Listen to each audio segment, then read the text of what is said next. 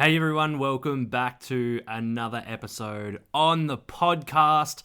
On this episode, I share an epic conversation with a good friend and a brother of mine, Emil Steenveld.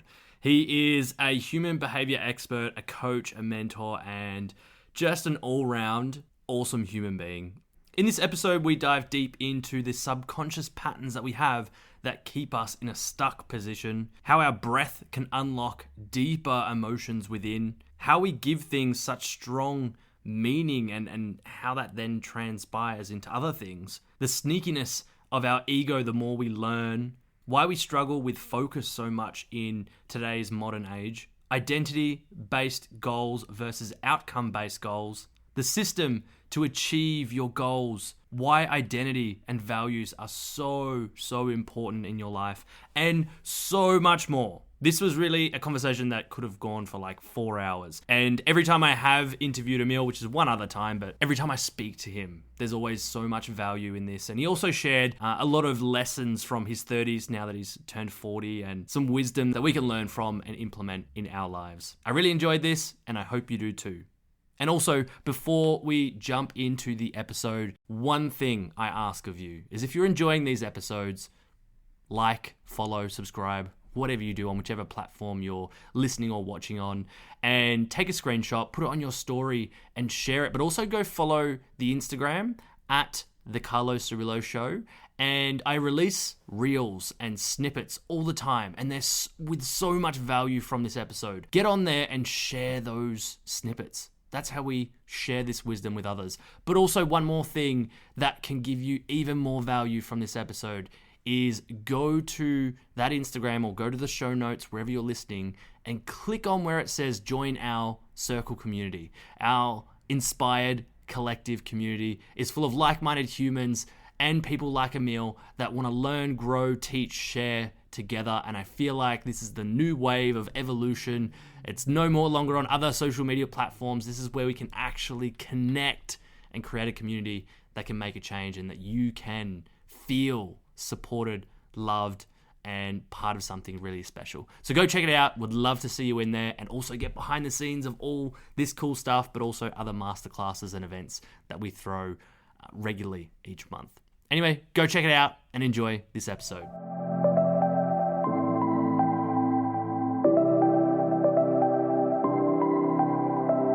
Welcome to another episode, everyone. I'm still in Bali. It's been 2 weeks here, and I was like, why not make the most of being here? I've got a bunch of friends here, so why not have a few more episodes? And I am so excited to have a guy that's played a really big impact in my life. About 4-5 years ago, I came to his event here in Bali, and for me, that was a big step in my personal growth, but also in taking the leap into doing all the things that I'm doing now. So I'd like to give a big welcome to Emil. Thanks for coming, brother. Thanks for having me, bro. Well, thanks for showing up because you live close by. So Dude, yeah, like 20 minutes down the road. Thanks for showing up though. Yeah, man, how you been? How's life? Life's good, man. I'm going through a bit of a transition. It's interesting, as I was driving here and I was thinking about even seeing you, I was like, wow, I haven't seen you in 4 years. I'm like, what's happened since 4 years? And a hell of a lot has happened. And when I say transition, I just turned 40. And Happy birthday. Thank you. And it's Is that the start of April?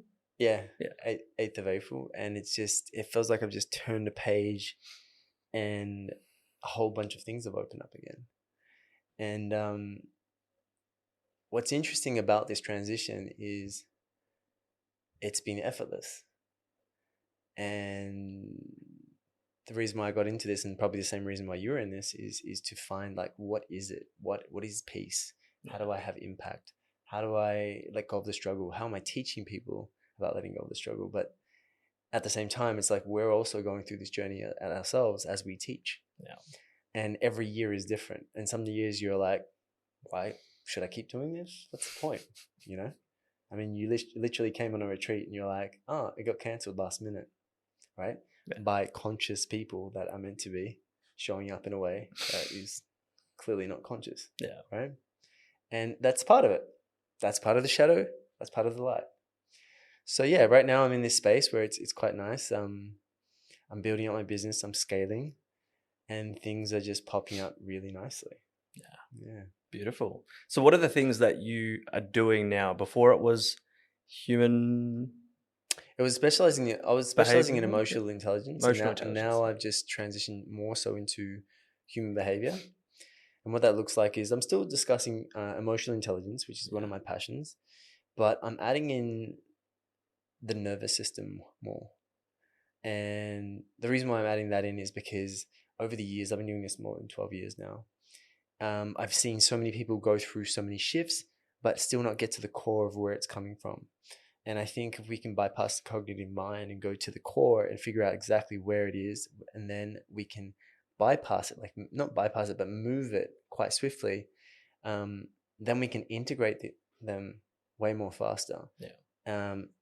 And when I say performance, what I'm thinking about, it's actually a fancy way of saying habits, right? Which is everything. It's like, what are your daily habits? What is the things that you're getting joy out of? What is the things that you're avoiding, right? So I'm actually about to study breath work as well this year.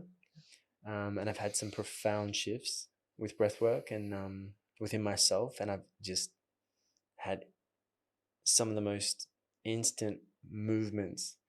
And this is where I'm like, wow, I was in a session. I'm like, I need to be teaching this. And you've seen it at my events, right?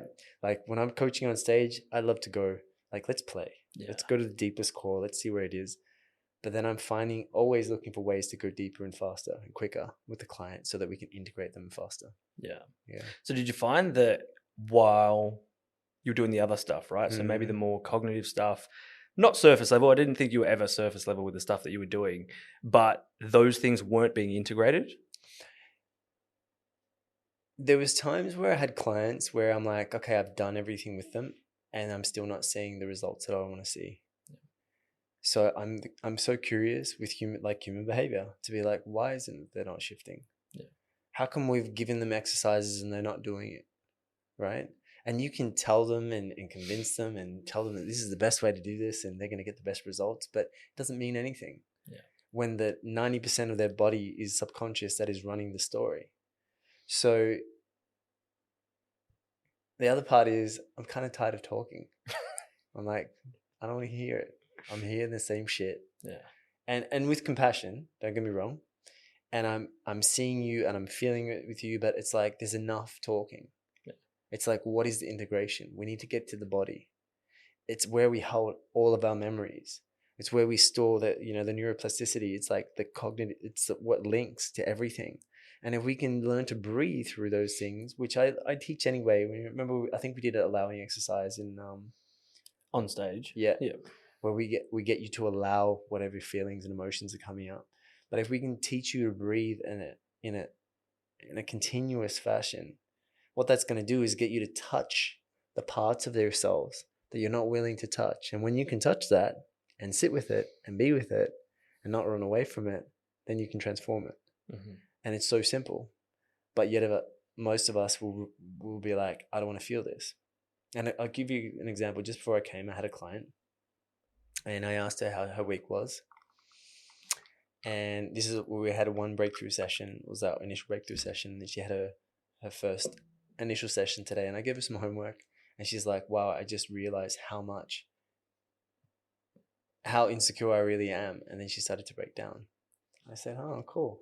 And I said, why are you crying for?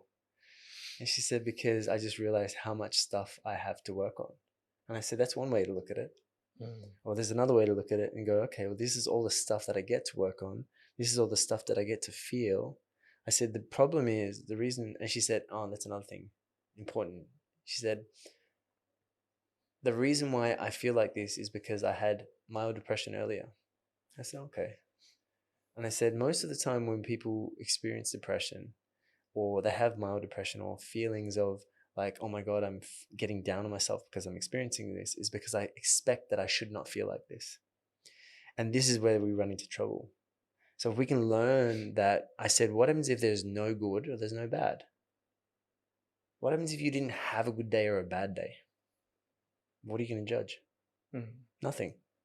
Because it's just a day. And it's the meaning that we put in place that shifts the way we feel about it. So in that moment, she was like, huh.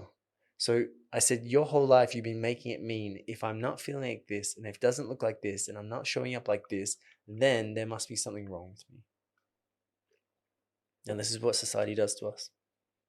Society goes, hey, you should be acting like this and you should be happy and you should have these feelings and you should have this relationship. And when you have that relationship, you should have the baby. And when you have that, then you should have the car and the house and this and that.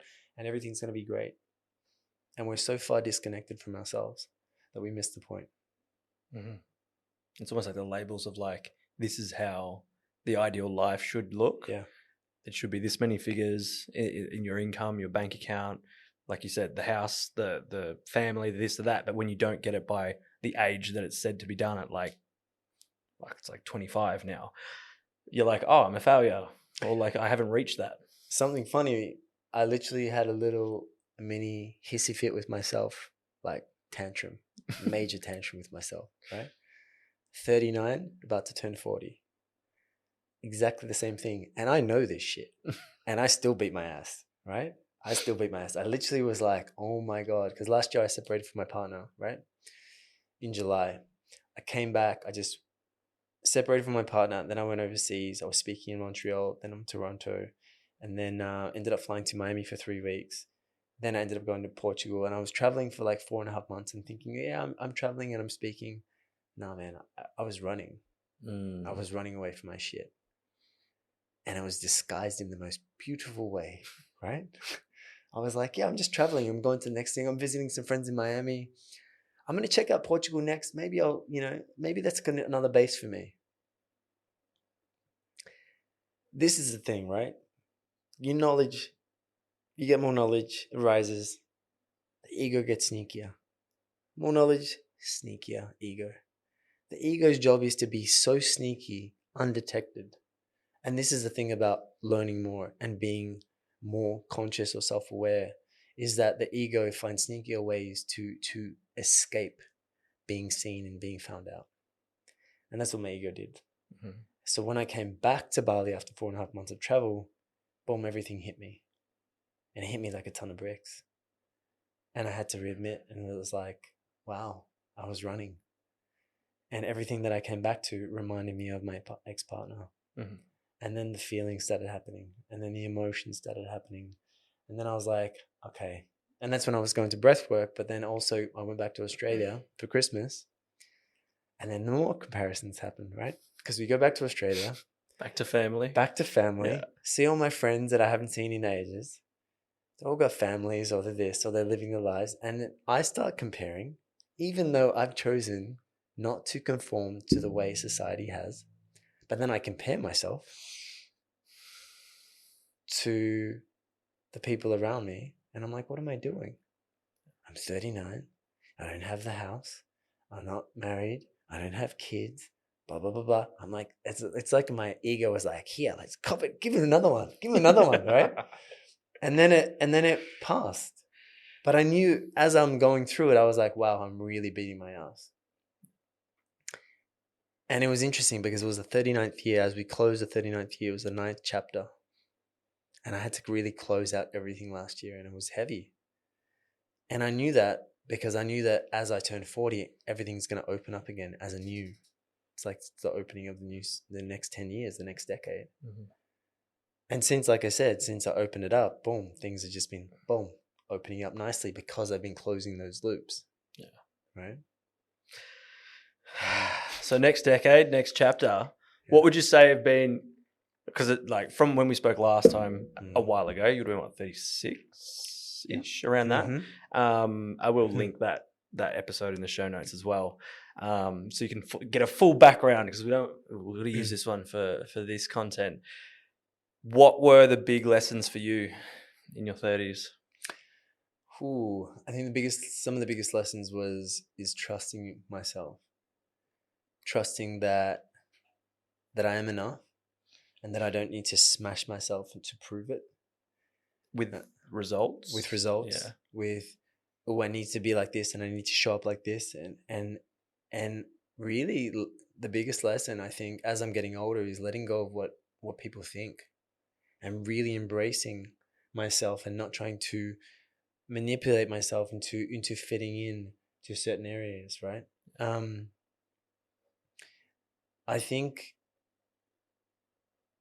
as I'm getting older and I say wiser, but who the hell knows, right?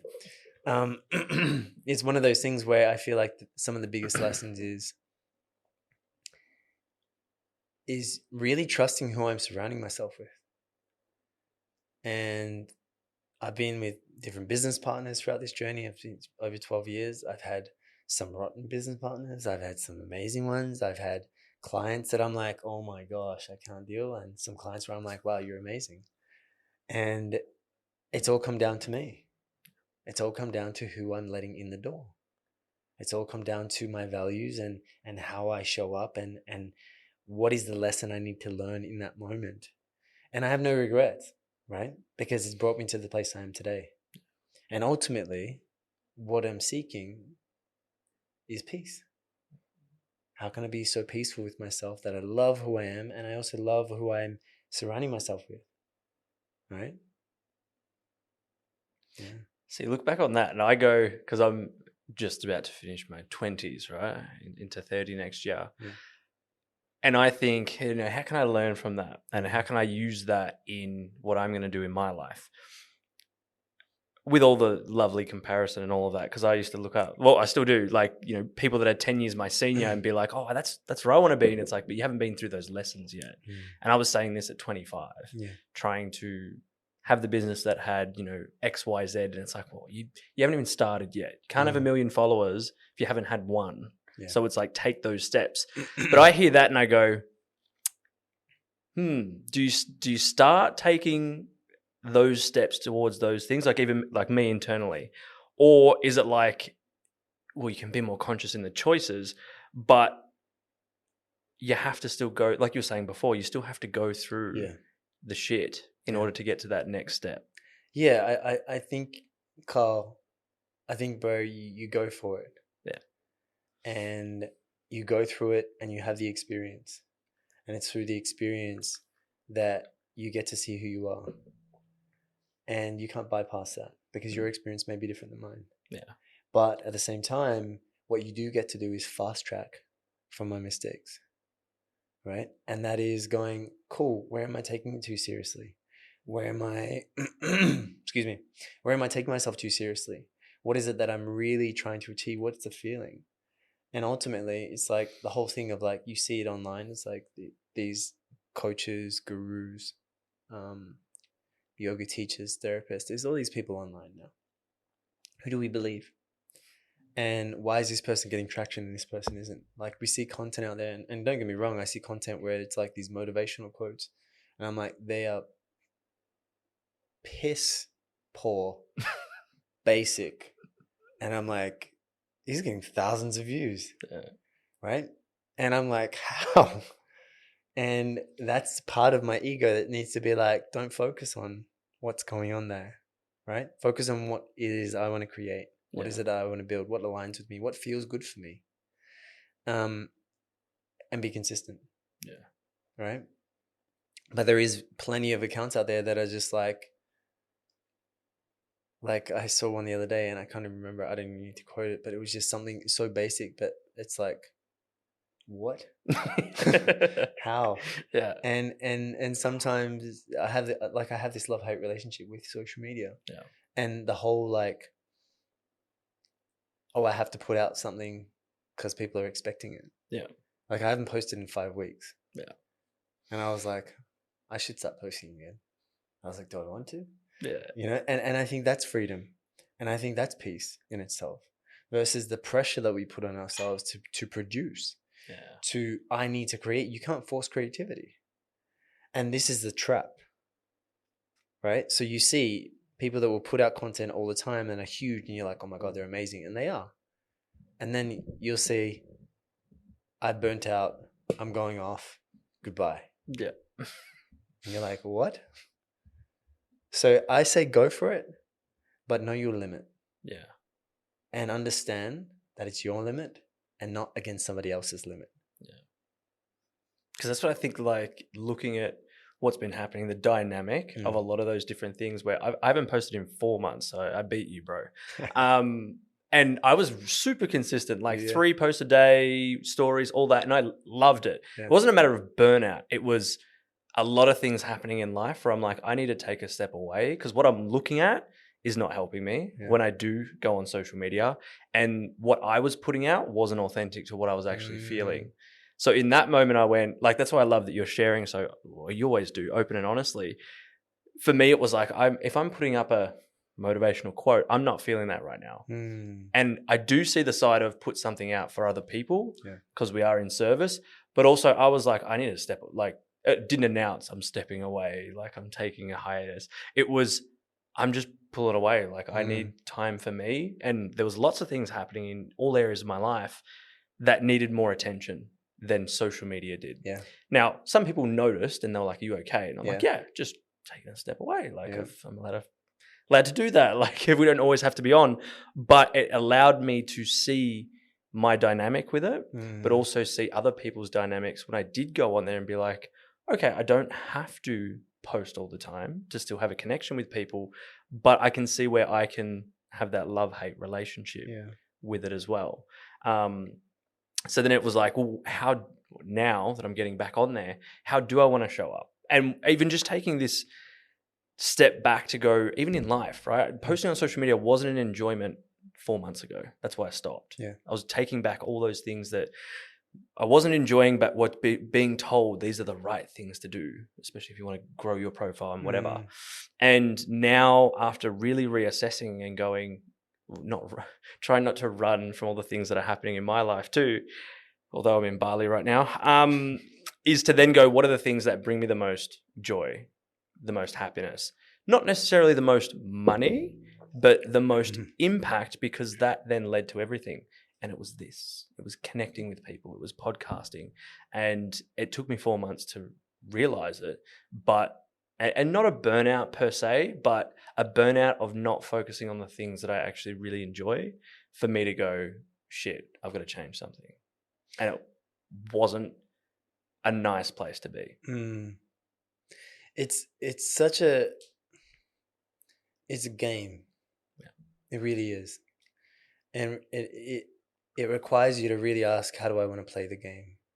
Because ultimately it is, right? There's all these rules and regulations and the algorithms are changing, and if you're not posting this much, then you become irrelevant, and that means that all my hard work has gone down the drain. And you know, it's also made for us to be stuck on there.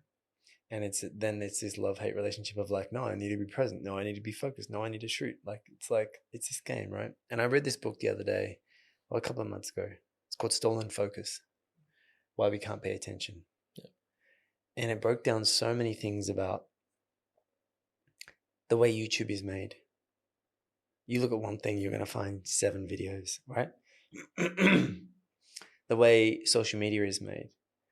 And I became hyper aware about everything that we touch leads to something. Like, you talk about something, you're seeing it, right? And it's made for us to be here, because if we're on here, we're controlled. Yeah, that's where they can make money. And then they can keep downloading information. Now, everyone says time is the most important thing, or money is the most, like, what's more valuable than like time or money, right? But ultimately, people make money in order to have time to do what they want. But if people aren't able to focus and can't be present in the time, then time is irrelevant, right? You think about it. You can have all the time in the world, but if you cannot be present and you cannot focus, then you're going to waste it on shit, left, right, and center, right? So what is most important is focus. It's like, how can I focus? How can I be present? How can I lengthen my focus?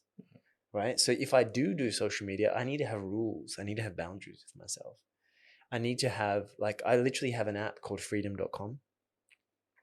Make sure you guys download it. I'm not going to. Yeah, I was going to say, I'm not going to use my affiliate enter a link. meal for a discount. I don't have an affiliate link, but I should actually.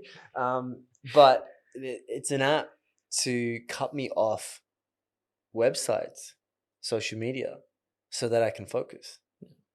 So there's things like this that are getting made, right? There was another thing that I found was look like a little Tupperware dish, and it has a lock on the top. For your phone. Yeah, to put it in. Like, seriously. Yeah. we are needing devices to shut us out from our devices. Yeah. Right? And when you think about that, it's like, wow, where is everything going? Mhm. And I'm telling you now, like, mark my words, focus is going to be one of the hottest skills anybody can have, because whoever is focused is going to control the majority of people. Yeah. And this is where people are going, like, you're seeing stuff with AI and things that are just taking over our mindsets and that. And this is where people are going to miss out on connections. And then it's going to become more lonely. And then it becomes more lonely and more segregated. And then they're just going to keep giving for faster and faster and faster. And it is getting faster and faster. Yeah. So in a world where it is chaotic and it is fast, how can we slow down? Like, ultimately. Yeah. Like, that's what I'm doing with clients. I'm going, cool, you're a high achiever, you're a high performer. How do we get you back into your body and connect? Simple. Keep it simple. And I was just about to say, like, it reminds me of the journey of growth, right? Mm. And a lot of people in, whether it's healing, whatever it may be, is they're looking for that fast thing that they can download quickly or do that's going to heal everything in a day. And Yeah. hey, I've fallen down that trap a few times. I've clicked on a few things. I've downloaded the free ebook, but even as you were saying about, turning 40 and stuff still coming up for you, the one thing that I've been sharing in all these recent conversations that I've had, especially with Aaron the other day, is like, the journey, you were saying the game, but the journey of life is it's going to continuously happen. Mm-hmm. If we're looking for the quick fix to just try and get it done quickly, we're probably not going to be, when we're getting surface level, we're not getting to the depth of it. And when we can actually slow down and focus, we can have those. And I feel like, I'll flip it back for you. Like, in that time of traveling and all of that, was that not social media, but was it trying to not focus on the things that were actually going on that kept you distracted from the focus of doing that? Yeah, it was like, I understand what happens when you leave a relationship. You grieve. You allow, like, you're allowing things to move. The energy's changing. You're not the same person. You're rediscovering who you are. But at the same time, it's also like learning how to just to let go of that person and heal. And this is the thing of self-development. And what we do is we think, if I get uncomfortable, I better get something, right? If I get uncomfortable, I better get something in return, right? And it's not guaranteed.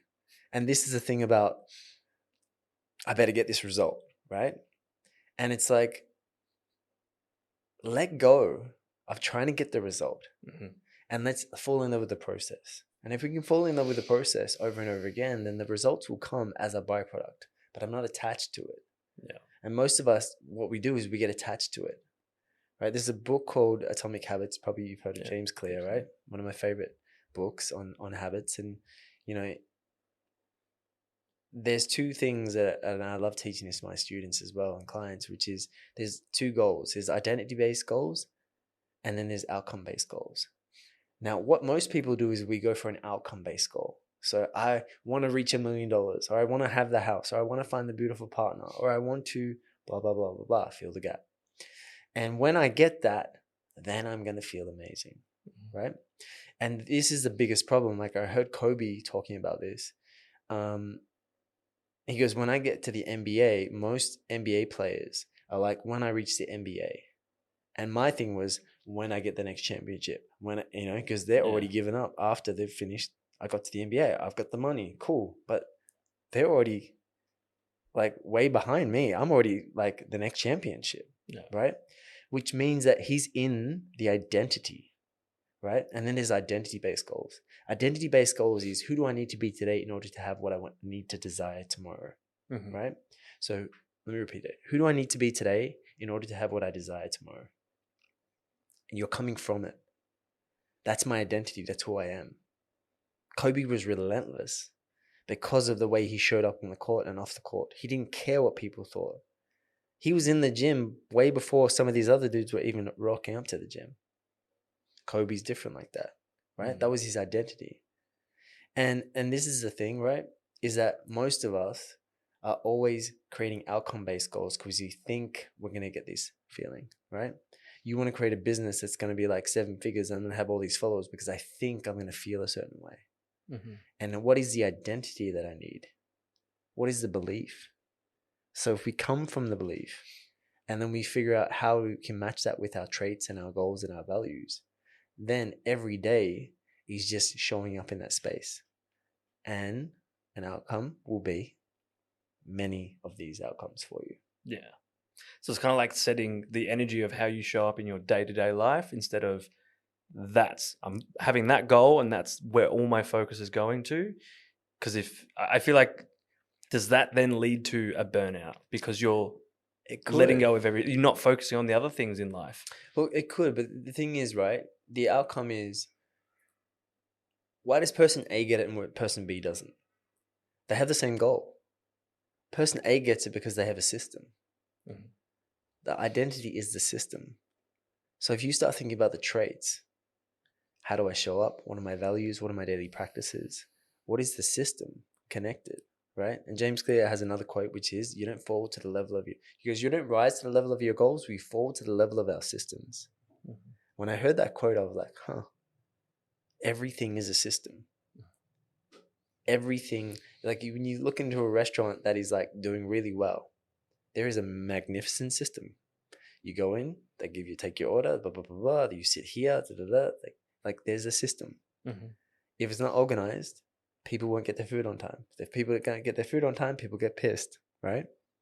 They're not getting their food on time, they never come back, right? But if you want to like inject a bunch of money into that space, you have a system. Yeah. And this is the thing that I'm learning more now than ever is going, what is my system? Instead of going, I need to create the next big event. And remember the event where you came to, we had 100 people there, right? Speakers from all over. It was amazing. But after I finished that, I was like, I'm tired, right? And then you try and do the next thing. Oh, we should do another one because you're pumped off the motivation. Mm-hmm. But there's no system. And it's a poor way to create. Yeah. And it's a fun and it's exciting, but you can't maintain it. Eventually you're going to burn out. It's not a system. It was like, that would be an outcome then. Going, I want another one. It was definitely an outcome. And it was based, never make decision on emotion. Yeah, it's like easier said than done, bro. Yeah. we like pumped it and we got 100 people to an event from all over the world. Flew speakers in, flew like artists in. Imam was singing. 4 days. It looked amazing. It was amazing. And then it was amazing. Don't get me wrong. It was a great event. We felt great. Sometimes I'm like, wait, did we run that event? Like, shit. And then I think, what was I doing? You know, like I was playing hard. We did it the hard way. I was talking to Joel the other day. I was talking to him yesterday about it. I was like, we really played the hard way. And it's great and it's enthusiastic and we made great change and people made connections. But at the same time, it's like, I'm not here to run an event company. Ultimately, I was here to run an event. I love seeing people in person. I love seeing transformation happen in real time. Yeah. And it can be done, but if we have a system and you nurture the system and you nurture the people, then every time you do run an event, people are going to come. Yeah. Because you're nurturing it. Not being inconsistent and being like, hey, I'm going to run an event. Can everyone come and let me pump out for like the next 3-4 months? Yeah. Right? It's not fun. It's not a fun way to do business. No. And I think this is the difference between so many entrepreneurs today and coaches and out there that are running events or doing things, is that they start off and it's like, I have this epiphany and it's amazing. And I went to an event and it's exciting. And then all of a sudden it's like, I'm going to do this. Cool. And they don't think of the system. Yeah. They don't think of the logistics. And that's part of the growth. And you find out the hard way. You find out. So in that system of identity for, let's say even for you, right? Was there, like being aware of this, was that something you were aware of years ago, or it's something now because you were teaching values? Yeah. That was one of your main things there. And I think we spoke about it on the last podcast. So values were really important. Values is always important. Identities come in later for me because it really comes down to the beliefs. And it's also asking, it's like, what is, like, you can, like I said, you can create and go, these are the goals, but if you don't have an identity around that, there's no way it's going to make your journey 10 times harder, right? I identify as a human behavior expert coach, and I identify as someone that is really good at transformation because I've seen results. But there's other things that I haven't identified with. So, like, for example, another identity that I've added recently is like, I'm someone that moves 4 or 5 days a week. And that means gym, yoga, surf, tennis, but I have to move, right? And that's part of me, right? And that's my identity now. And but since I made it my identity over the last 4 months, I've noticed my health increase tenfold. I become way stronger. I'm doing habit stacking where, you know what a habit stack is? Yeah. So explain it. Yeah. So a habit stack for those of you that haven't seen or read Atomic Habits is just so you wake up in the morning, you brush your teeth. After I brush my teeth, I'll do 20 push-ups. So I'll do that every single time. And now it's a habit. Mm-hmm. So I've been doing it every single day for the past 5 months. And I'm noticing how strong I am with my core strength. But I'm also reaffirming to myself that I follow through and I do as I say. Right? So it's a double meaning. And as I'm doing it, I'm saying it to myself and I'm getting stronger. And I'm reaffirming that trust within myself, which is a value of mine, which is trust. Mm-hmm. So when we connect the values with the identity, you're going to have 10 times better results because that's how you show up from now on, right? There's so many of us that will identify with something and say, a pure example, one of my clients said to me today, oh yeah, I'm very indecisive. And I said, that's a nice identity, right? How does that show up for you? Oh, I show up as never able to make decisions. Cool, because that's what you identify with. Mm-hmm. So if we want to break the identity, let's change it and let's figure out what the trait in the system is that we're going to create for you. And I guess that first step is the awareness of it and then being like, okay, what's the identity we want to then change? But I think that's where people then get stuck and go, that's where the affirmations come in. That's where people go, I'm a millionaire. And it's like, okay, the next few steps are not kind of followed through on that. And I think that's where, whether it's the business community, whether it's the spiritual community, where it has been, identity probably hasn't been described like that. It's just been like, whatever you say is going to happen. Yeah, the affirmation, this is why I think affirmations are bullshit unless it's backed by action. So affirmation has to be like, cool, you can say that, but then what is the action you're going to take straight after to match the words that are coming out of your mouth? So values, same thing. Cool, it's not nice to know your values, but your values don't mean shit unless you are literally practicing them and embodying them. And it's the same thing. It's like an affirmation doesn't mean anything until you actually back it up with the action, right? And if you say I'm a yoga teacher or I've been teaching yoga, I'm like, cool, but how many classes have you been teaching and how are you practicing yourself and how are you diving deeper into that space? Yeah. So it really does come down to the identity. And if you say as an identity, I'm a millionaire, it's like, cool, then how does a millionaire talk, walk? How do they show up for meetings? How do they show up for business? How do they talk to themselves? How do they research? How do they treat money? What is their relationship with money? These are all traits and the identities of a millionaire. Mm-hmm. You know the difference between a billionaire and a millionaire? Better system. Yep. And a billionaire will take a quarter of the time to make the decision that a millionaire will make. And when I first heard that, I was like, why would they take less time? Most of the time because they know they've explored and they've gone through this so many times before, right? It's funny, when you think about it. I was talking to Aaron about this the other day, and I was like, you look at people you want to be or you aspire to be, and it really is very simple. It's like, what have they done that you haven't done? But what is the emotion that they have sat with and felt that you're not willing to sit with? Mm-hmm. And you think about it. I really want to have that lifestyle. I really want to have that career, but I'm not prepared to feel that feeling. And that could be rejection. Could be I'm not enough. It could be it's going to be lonely. It could be the risk of going broke. I'm not willing to sit with that. You think about it. Everyone has different skills in different areas. But what drives that person to be that best? What drives that person to get those kind of results? And it can be so many different things. Most of the time it's coming from a place of like, I don't want to feel this feeling, right? Michael Jordan became one of the best basketball players in the world because he was, not because of his success at the start, he was cut from his basketball team, the varsity team. His older brother was better than him, would beat up on him, but he never grew. And because he was that younger brother getting punched down all the time, he developed that drive to win. And he was also looking for the approval from his father. Right? So there was that drive of like, I want to be the best. I got cut from the varsity team. And then when he finally made it to the NBA, he got injured. He missed like 60 games in the first season. Second season, I think. And there was this drive to prove over and over and over. And he became obsessed. Mm-hmm. And so obsessed to the point where people don't even like playing with him. But he won. I watched, what was it, The Last Dance?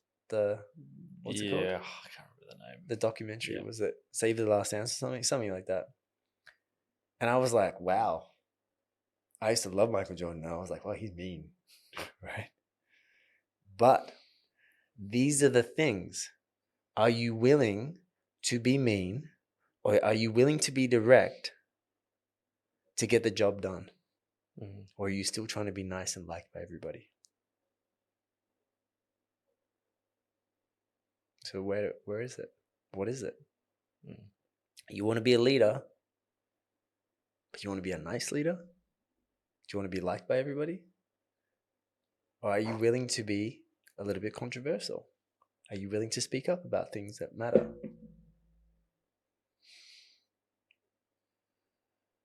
So, yeah. Sit with the emotion.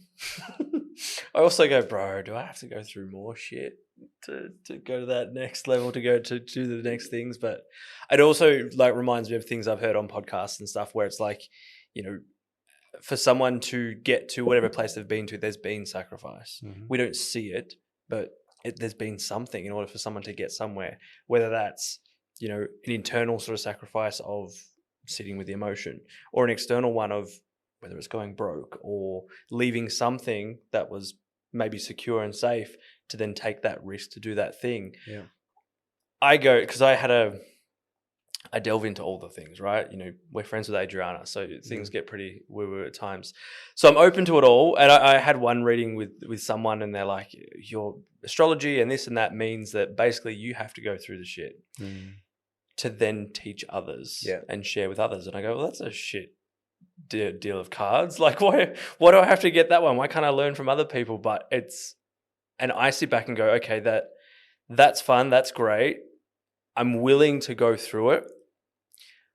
But also when it comes to maybe the identity of things, like you get thrown sometimes. And like you're saying, but right at the start, you question, like sometimes you question, do I really want to do this? Do I really want, like, I do want to make an impact. Do I want to be sharing all of this? Do I want to have to be direct, sit with that uncomfortableness? Like, have you had that over the past? Absolutely. Yeah. Okay. Absolutely. That's why I brought it up. Even the whole thing of like, wow, he's mean. You know, I was like, would I really like Michael Jordan?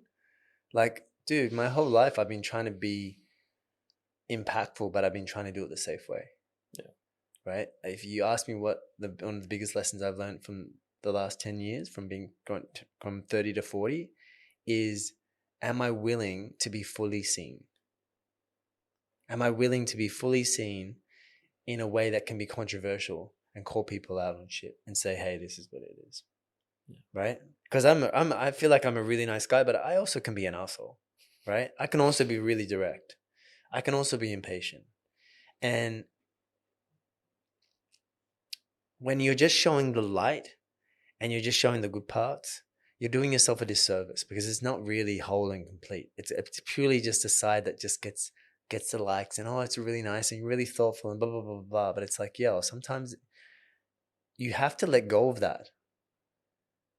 And that's the lesson, right? And that's the lesson for me is like, how am I going to impact the next 10 years? Right? I did a breathwork session in maybe 3 weeks ago. No, about a month ago. And that came up for me, was that I'm still playing small for me, personally. And I'm still playing safe. And how long do I want to keep playing safe? Right? Because ultimately the ego is coming in here and it's saying, ooh, I don't know if you should do that, Emil. It's the same way your ego is playing with you. It's like, do I really have to go there? Your ego is saying, no, you don't want to go there, bro, because then you could fall over and people will see you, and that's not a good look. And the ego is always going to come into space, and his job is to protect us, and his job is to keep us looking good, but at the same time, it's also boring, right? And it's monotonous, and it's the same shit. And after a while, you have to ask yourself, it's like, what is the point in all of this? Like, there's a reason why you got into this in the first place. I don't know where you went to, or you saw something hit you, and it hit you deep, and you were like, holy shit. And I remember you being super competitive because you played soccer, you know, and you got your accolades from that, and people saw you and blah, blah, blah, blah, blah. And so you knew what it felt like to be fully seen. So then there's a part of you that's like chasing it in something different, in a different form. But then it's also going, am I chasing it for the same reason? And this is what we need to ask ourselves. What comes up for you as I say this to you? Am I chasing it for the accolades? For the same reason, like to be fed the same way.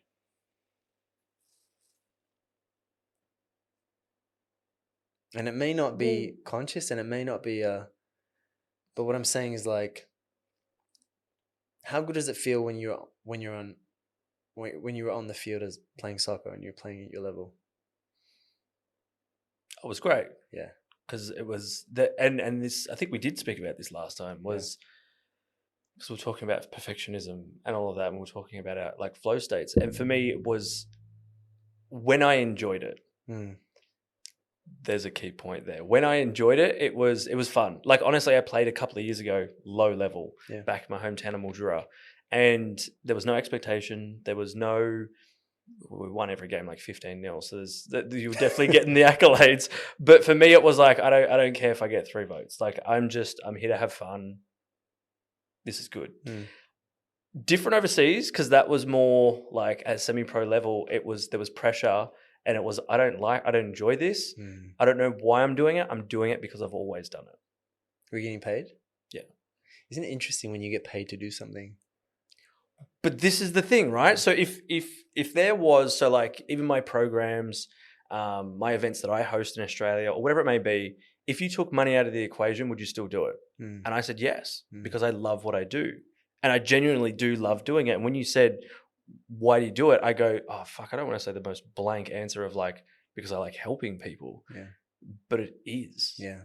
Whereas for me with football, it was a passion, but it wasn't a service that I knew I wanted to give. That's why I was always playing soccer, but doing network marketing in the background, something that always had that element to it.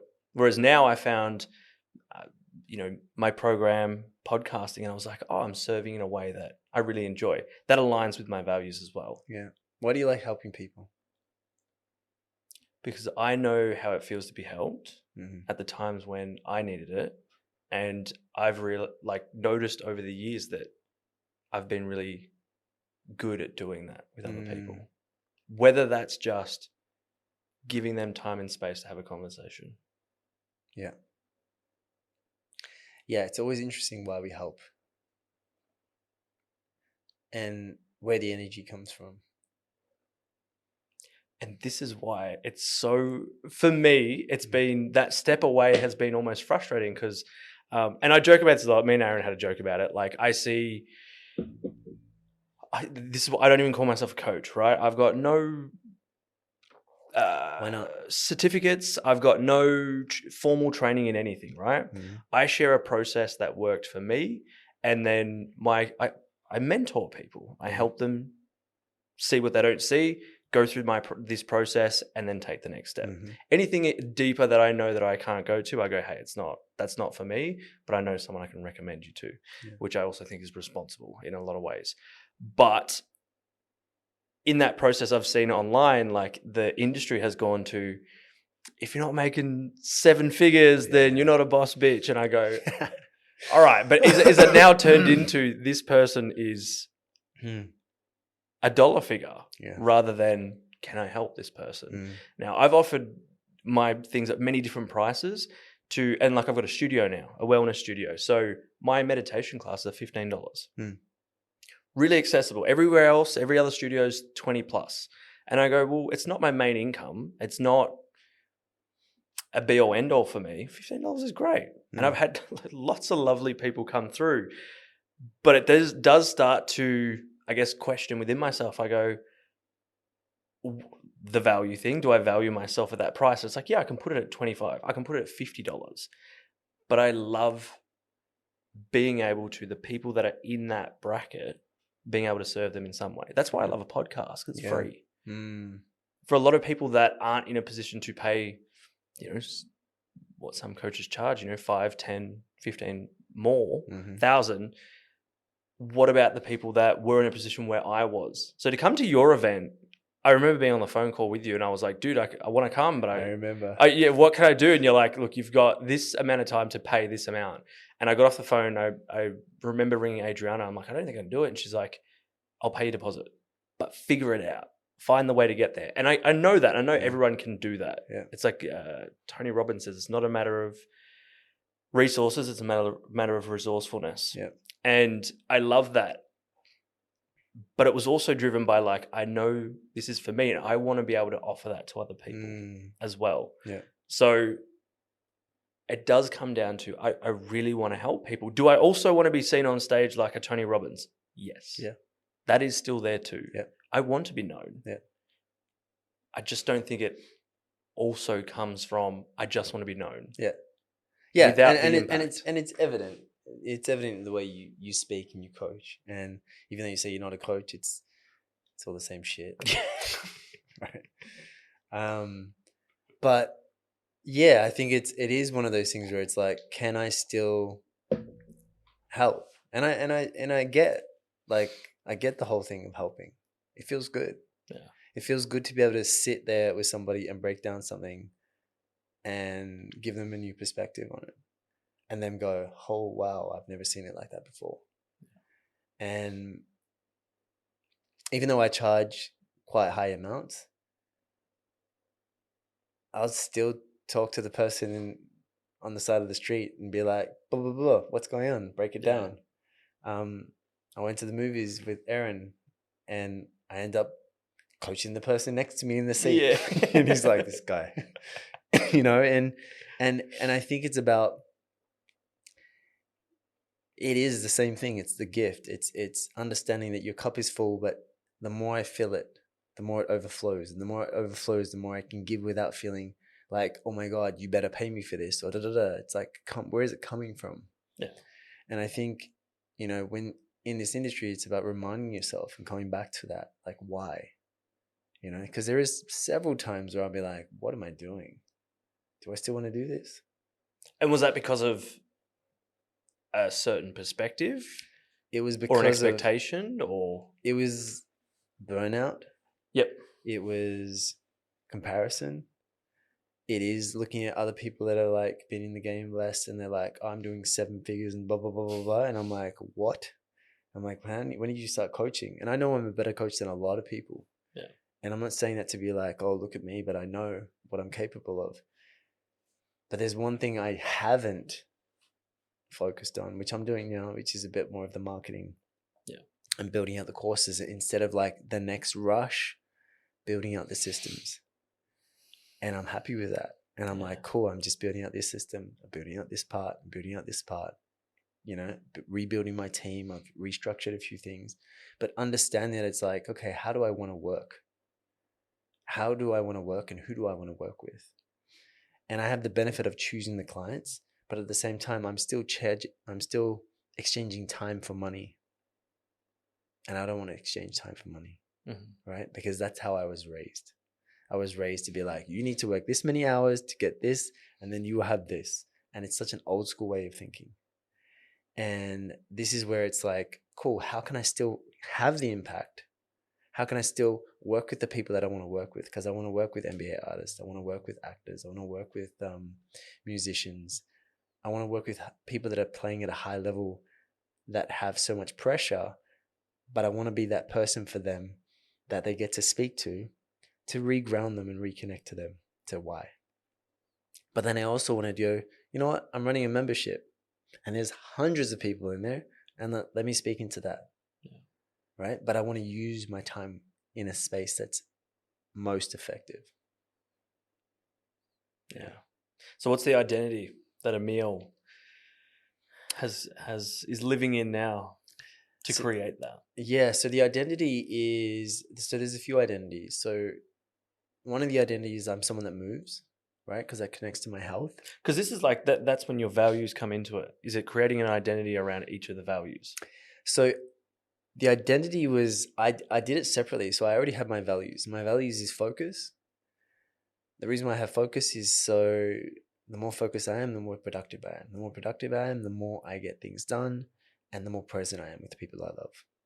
Health, I want to be healthy emotionally, physically, and mentally. Health is everything. Wealth. So wealth has come into the space to be like, how do I look at money? What's my relationship with money? How am I building wealth? What am I investing in? How am I spending it? Right? I'm really interested in what my money is doing now. Whereas before I just make it, be like, oh, I have some money now. Right? But now it's like, make it, and then how can I use it? How can I use it to grow? And then how can I use it to impact? And then how can I use it to invest back into the business to impact, to scale? The third one is courage. How can I speak into things that I'm afraid of with even more heart and go towards it? And everything that I've been avoiding, keep going towards it. The fifth one is fun and play. How can I have fun and play with every single thing that I create and do? And if I can sprinkle a little fun in everything that I do, then I will enjoy it 10 times more.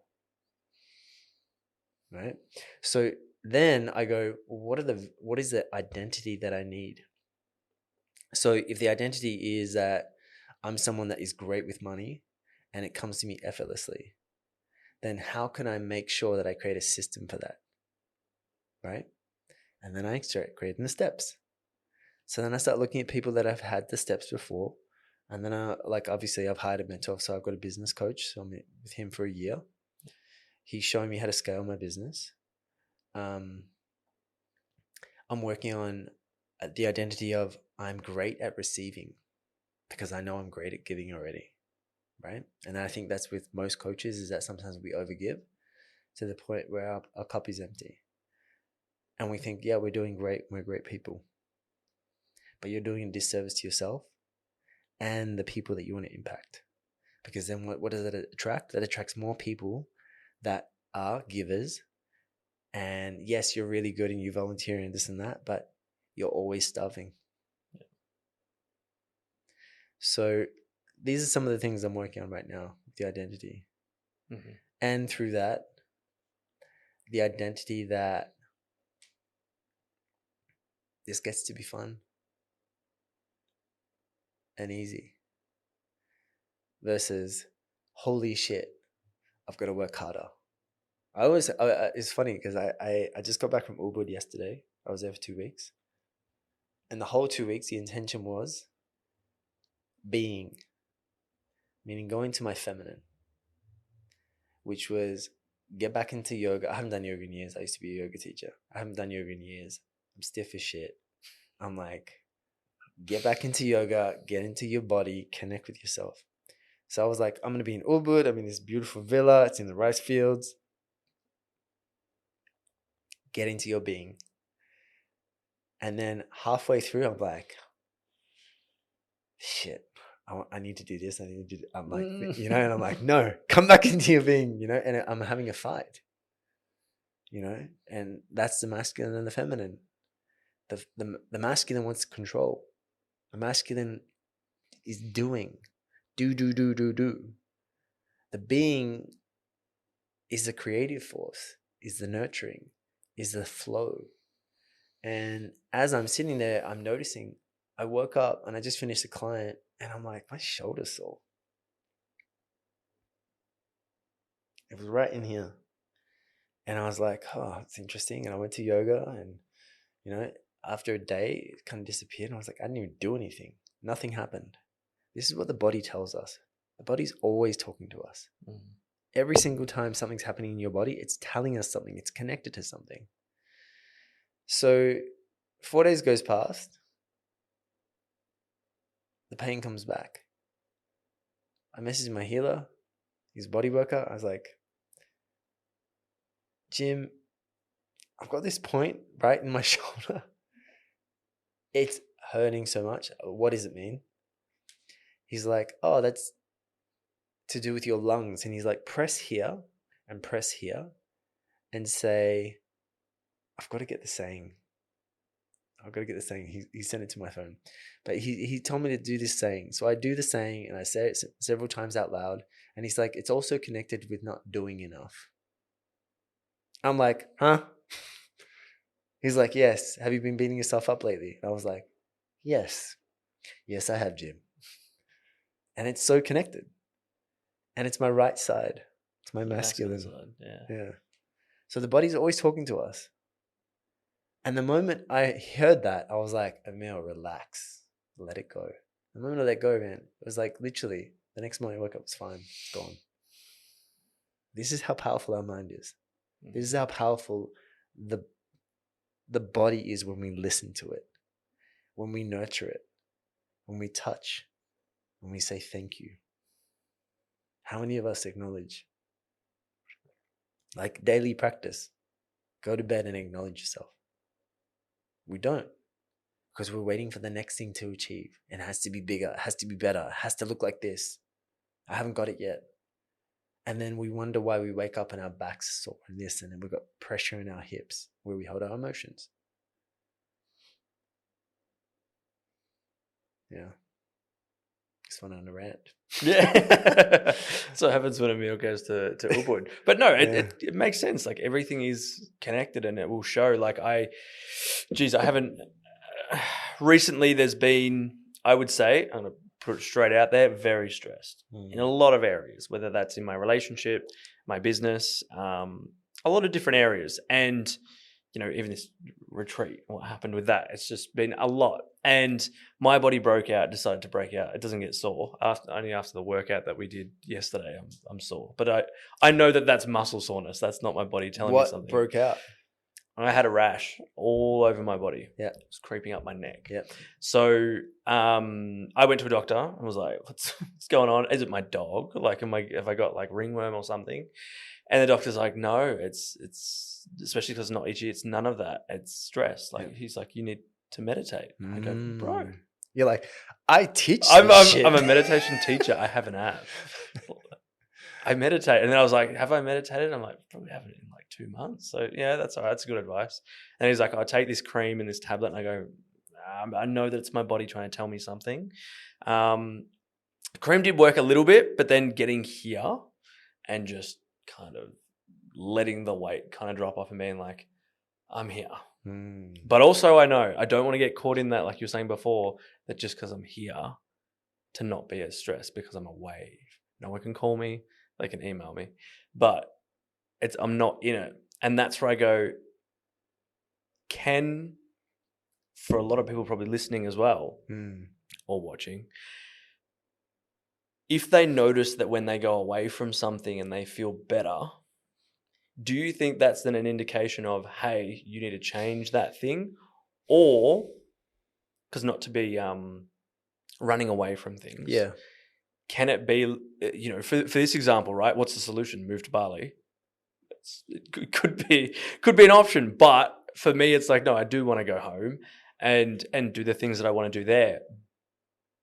That indication in my body, like, what do you get from that? Sometimes what's happening right now is a pattern interrupter. So right now you've interrupted your normal way of life. Yeah. And because of that, you're not paying attention to the same shit you were paying attention to when you were at home. Mm-hmm. So now you're in a new environment. Things are new. You're being present to different things again. So sometimes it's beneficial to step out of the environment so you can actually breathe and figure out like what's actually happening, right? Retreat is to pull away, right? And sometimes it is beneficial, but eventually you're going to have to go back and face it. Mm-hmm. But what the benefits of retreating is giving you is time to step away and reflect, right? That's why travel is so amazing. When we go to new countries, what do? We go to a new place for the first time. The reason why people get addicted to traveling is because they're being present for the first time in a long time. Yeah. And your body was just giving you an indication to be like, hey, you need to listen. The body's always telling us, right? I'm curious how you went and got cream straight away. Give me cream, get rid of this shit. Right? Well, it was just like, Yeah. bro, it's just like, I've got ice bath coming up. Yeah. I'm red. Yeah. So, but then the other thought comes, right? First thought comes. oh, I knew, bro. Yeah. I went, this is my body out of balance. Yeah. And my friends are like Chinese medicine doctors, and they're like, your cheese cheese off. off, You yeah. need, you like, your body's just trying to expand. And so when I came to the event 4 years ago, just after that, I started developing like a rash Yeah. under my eye, After the event? redness. Somewhere around there. Like, when was it? I was in Spain. Yeah, it was after the event. So it'd been probably a year after, sorry, not at the event. Okay. And used everything, never went away. And then it only went away, well, I would say correlation to when I actually started working on all of the stuff I've been avoiding. So for me, it was a cacao ceremony that really kind of opened it up and started a lot of things for me. Yeah. I didn't do anything out of literally coming here, jumping in the pool with the villa and just being like, okay, I'm back here. And then it went away. It's gone, bro. Interesting. Bro, surrender. The thing that's happening is it's almost like you're fighting something.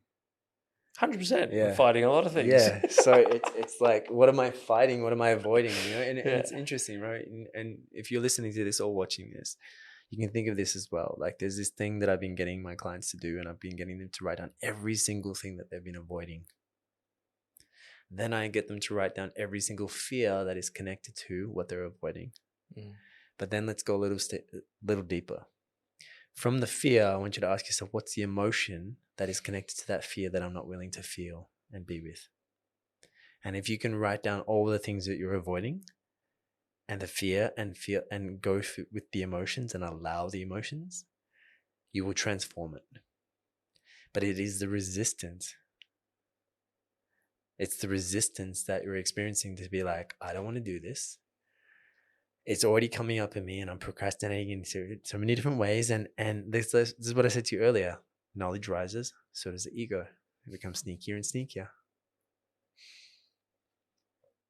You want to say something? It's definitely the ego's going, bro, but you're a teacher. You're on stages. You should, Yeah. But you saying you write it down and then you can transform those? Well, not just write it down. That's the first step. Yeah. So the first step is you write them down. So give me an example. You go, I've got a rash right now, right? Clearly you've been running. Whether or not you know it or not, right? This is why the ego becomes sneakier. And it knows you're running. But you're going with the best excuses, best reasons why you're running. So smart that you don't even know that it's happening until it starts showing up in other cases. If you're not going to listen to me here, then I'm going to hit it here. So then I ask you what the fear is that you're not willing to sit with. What is the fear that I'm not willing to sit with? I could lose everything. Yeah. And then what does that mean if I lose everything? Then I have to start again. And what does that mean? It's deeper than that. I've failed again. Yeah. And if I failed again, what does that mean?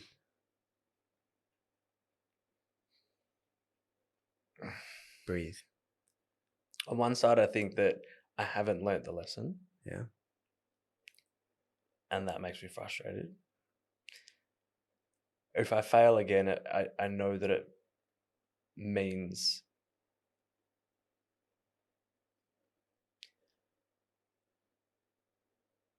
starting again after a lot of pain.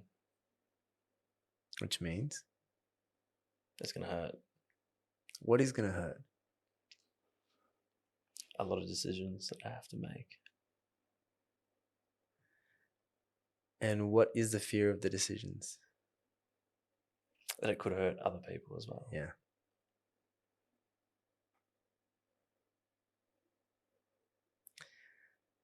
Yeah.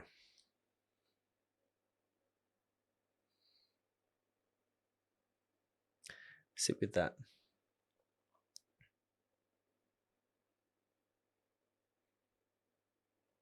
And that could be in all different areas too, like business as well, certain decisions. And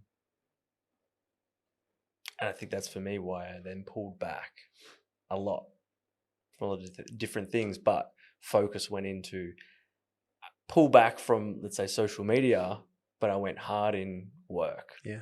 To just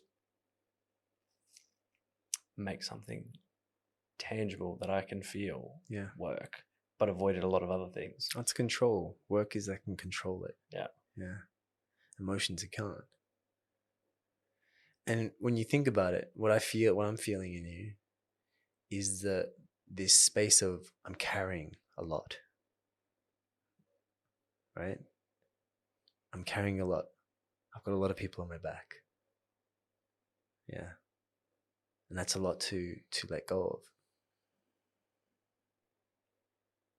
Because if I don't, then what? And it's the fear of like, maybe I'm going to disappoint people. Maybe I'm going to let people down. Maybe people aren't going to see me the same way. All of that. Yeah. So it's so many of these thoughts. And we all go through it. I go through it, bro. It's the same shit, right? And that's part of you, the recognition of the ego and going, okay, well, if I was to sit with this and the worst possible thing happening, and the emotion really is, what's the emotion connected to all of that? The worst thing. Yeah, what's the emotion connected to the deepest fear of like letting people down and like having to maybe possibly hurt somebody else or many people or changing the structure of certain things, and the fact that I've been carrying all this weight. What's the emotion? Geez, I think there's a lot. I think there's heartbreak within myself. I think there's a feeling of, I'd say not feeling good enough, but that's not the emotion.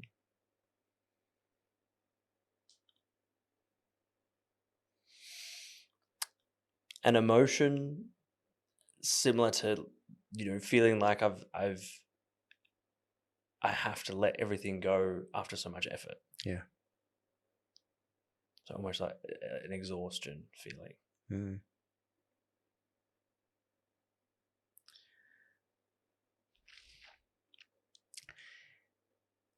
Is it the fact that you've put in so much effort that it could be a waste? 100%. Yeah. Yeah. Is it really a waste? No, I know that it's not. Yeah. But I think for me, it's holding on to, this is what, and it's happened multiple times, and you've seen this happen through many business partners or things that have happened. I think that's what I was saying before, like the journey of like things happening and knowing that these are lessons, knowing that in myself, but it's also like, fuck, again, like, yeah. It's interesting, brother, because you know, as we go deeper into this little pocket right now, we think about it. It's ultimately you're trying not to fall apart, Mm-hmm. right? But trying to control not to fall apart is what's helping you break out, right? Yeah. On the other side of this is what you really want. On the other side of that is the expression that needs to be free to come out. But if we keep doing the same thing and carrying it and trying to keep it, Or avoiding it. or avoiding it, that it's never going to expand. It's never going to really evolve to the space that you want to get to. Like, you want to get to the spot, is the stage of Tony Robbins, but you're still not willing to let it go. And that's the thing. It's this oxymoron of like, I need to surrender and fully let it go. Like, I need to, if I've got a fear of being broke, can I be broke and be okay with it? Can I restart and be okay with it? And sometimes some of those best things is that we do become broke, or everything goes tits up. Because if that didn't happen, then this wouldn't happen. We've heard it so many times, right? Does it make it easier? No, right? But it does require radical honesty with the self to go, am I really like, okay, I'm a teacher, but what is a teacher? What is a really incredible teacher or mentor? I know the teachers and the mentors that I've looked up to are the ones that are the most like, yo, this is my shit. This is who I am. This is where I'm at right now. Not the teachers that have played the game and pretended to be all this conscious, spiritual, this, that, and then behind closed doors, they're like fucking around. And I get it. We are going to fuck around. We are going to do different things, but at the same time, admit it and own it and be like, hey, this is part of my dark side and I'm not happy with it, but this is what's showing up for me. Right? That's the freedom. I think that's something that people don't see online and from people, is that, because like, I look at that and I go, well, like, if people did start sharing those things, what would that reveal for them? Now, I've got a small container of our leadership group and I shared everything that's going on in my life. And it was very freeing, because I was like, man, it's so good to have that off my chest. Yeah. This is why I haven't been showing up. And they were all just so supportive about it. But online, I think that it is a different space for that to have happened. And I think that, can you still be a mentor, a coach, a teacher that is preaching this but sharing their dark side?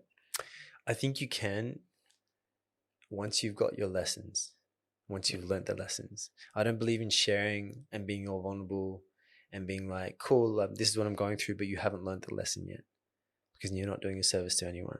Yeah.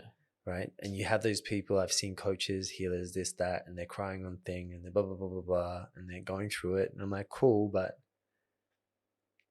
unless you have learned the lesson and you've taken that lesson and applied it, don't speak about it yet. Right? You can admit it and be like, hey, I'm going through something, I'm going to share with you guys later on. And you can just say that, right? That's honest. That's an integrity. But if you haven't taken the lesson, you're not giving anybody anything. You're just going to get a whole bunch of people ask you, are you okay? And they're going to give their opinions and their perspectives. And it's not going to be helpful for them or you. So I think there's always a time where you get to share. Yeah. Right? But I always say go through it first. Because vulnerability is power. But only when you've learned. Yeah. Yeah. So for people that are listening. Yeah. And they're noticing whether it's burnout, whether it's what's some other indications, your body telling you something. Different pains in your body. You might have stiffness, certain parts. Your hips are stiff. Like it's where you hold your emotions. Any part of your body is talking to you, right? If you have even liver pain, like you might be dealing with anger, unexpressed anger. There's a book by Louise Hayes called "You Can Heal Your Life." I think I'm not correct. There's another book by an Australian author, which I'll give you the link to, but it's called "The Body Is the Barometer." That's a really good book as well, and you can look up different parts, and you can be like, "Oh, I'm feeling this here," and it literally tells you, and the body responds, right? Like I said to you before, I'm getting really good at receiving, and my healer the other day told me he pushed on certain things, and he goes, "Your body responds quite fast to me," and I said, "Yeah, I'm working on receiving, right?" And even when I touch and I say, "Well done," and nurture, it's like I'm doing this. I'm doing tapping daily as well. That's adding to after my meditation, but it's like the body responds quite well when we talk to it, when we nurture it, right? We can be so judgmental, right? That perfectionist in us can be a little bitch, right? And it can judge and it can harsh and it can be like, you could do 10 things good and one thing bad. And it can be like, see that one thing. And this is where it's like, how can we be more compassionate to ourselves, right? When you are feeling like your body is slowing down or you're tired, how can you be more compassionate and listen and go, I need to rest. I need to connect to myself. I need to get into nature, right? The other identity that I forgot to mention was that this year was, I want to become my best friend. And the reason why I said I want to become my best friend is because how would my best friend cheer me on? How would they show up for me? How would they talk to me? How would they put themselves out there? How would we joke around, right? So that was one of the things I was like, this year, I want to become my best friend. And just by me having that in the background is like, how would I talk to myself today? How do I acknowledge myself? Well done. Good job. I see what you did there, right? You put it out there. It didn't get the result, but you put it out there still, right? What if you have a hard best friend that's What'd you say? What if you have a hard best friend that's like on your back, like, come on, man, do that thing, or you didn't do that, you should have done that. Well, that I've already got that. There's your critic best friend, yeah. He's been there for years, and the you mean your most supportive? Yeah, friend. Yeah, the most playful, the most supportive, fun. Like your best friend that like how like I envisage my best friend to be like someone that talks to me, right? Holds me accountable, calls me out, but does it with love and compassion, right? Otherwise, it's like, why am I friends with you? You're an asshole, right? It's like, cool, yeah, we drive each other, but it's like, is this really a beneficial relationship? Yeah. Does my best friend really listen to me and understand me? So that's what I mean about, becoming your best friend. Yeah. So if you are listening and you are going through this and you are feeling it in your body, connect with yourself, sit with it. Even just where you have the pain, like put your hands, like, when you hit ourselves on something, we automatically go, oh, and we put our hands on it naturally. Yeah. Right. And then the pain goes away naturally. But it's like, we need to start connecting to ourselves on a daily. Yeah. Not every so-and-so. Right. Yeah. I love it. We've got to wrap up, but I want to know one piece of advice to your 30-year-old self. What would it be?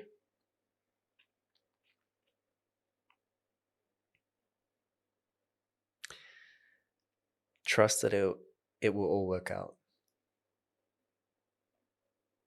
And enjoy the ride. Yeah. That's what feels right. Yeah. Trust that it will all work out. And enjoy the ride. I'm going to add a question on that. How do you trust? You trust. Because I got asked this recently because I was like, trust the process. Yeah, so it's put that back on myself. But then people are like, how do you trust?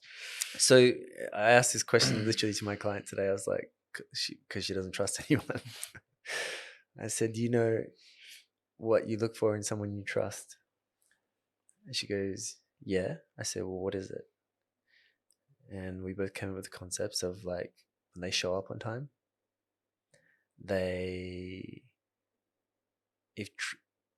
your friend was someone that you trust, they talk to you nicely, they show up on time. If they fuck up, they own it, and then they work out a way how to make up for it. They are consistent. They do the little things. And when I say trust, the way you trust other people is by you trusting yourself, and you do this on yourself. So I do the little things for myself. I'm consistent. When I stuff up, I own it, and I take responsibility for it. Mm-hmm. And understand that anything that I do go through, if I fully trust myself, I'll get through it anyway, even when it doesn't work out the way I want it to. Mm-hmm. That's trust to me. Yeah. I love it, man. Thank you so much for spending time with me, having a good chat. And as I said before, like there was no angle for this. You mentioned this, went to this. I started sharing a lot. So thank you for holding space for that, but also sharing with everyone else my life. But that's what's good about a podcast. I'm working on being more open about it. For 4 months, I've held it all in. Yeah. And there was one sort of post that I did on my birthday that was kind of like, been going through a lot, so I've taken a step back, which is kind of sharing something's happening, but not. And yeah, just being able to have that conversation, but also share about you and you going through it, because it is one of those, a day and age where, you know, share all the nice things, but I think the real raw stuff is what a lot of us are yearning for, because if we don't, then we're also avoiding the other half of life. And it's also unrelatable. It's and people see you as perfect, or they add that pedestal you. There's no way to relate. Yeah. And if there's no way to relate, then it's like, oh, that's so easy for you to say. But it's not. Yeah. So I think it's really important for us to really understand that and to share that, because then people can feel it too and go, huh, I'm like that. Yeah. Right? Yeah. And I'm sure there's so many points in here that people can relate to. So if you are watching or listening, we would love screenshots, share on your social media, tag Emil. Emil, what's your handle? At Emil Steenveld. Beautiful. And the podcast as well, my name. And yeah, we'd love to see if there's anything that inspired you as well. Reach out. I know Emil's probably good at his DMs. I haven't been recently, but you can still tag me. Yeah. And everything will be in the show notes below. So Emil's website or anything that you've got coming up. Is there anything exciting? Not right now. Yeah. All right. Stay tuned yeah. for all those things. But yeah, thank you so much for listening in. Emil, thank you so much for everything. Thank you, brother. I appreciate it. Everything from 4 years ago, interview in person, then interview online. It's been nice to check in. And you, as you were saying before, like where you were like, your cup's overflowing. There's been times I've reached out to you and you have responded, and you know, we've had a good heart to heart. So I appreciate that, man. Thanks for being honest, real, and genuine in a world where there's a lot of everything. So no, I appreciate it, bro. Thanks, bro. And thank you for showing up the way you do. So thank you. All right. Take care, everyone. Peace.